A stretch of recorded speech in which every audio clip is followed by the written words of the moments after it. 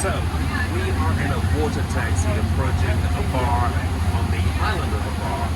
I was going to film a sequence today on showing you some docking and undocking techniques with the throttles and the gear levers, but as we're on a water taxi, you don't need to watch me, you can watch our water taxi driver, because these guys are experts. They do this all day long.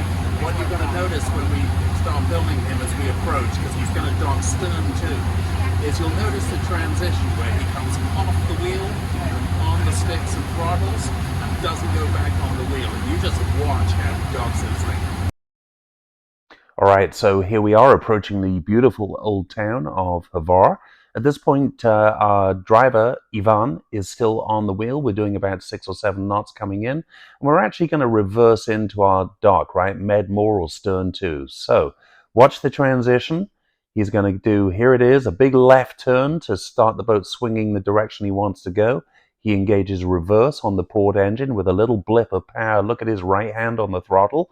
Little blip of power, and that drags the stern around in that anti-clockwise direction, which is he is doing here to line up with his dock space.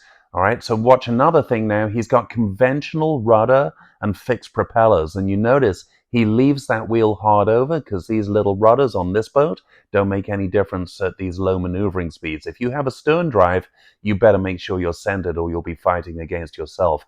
Notice also his body position and the way he's looking.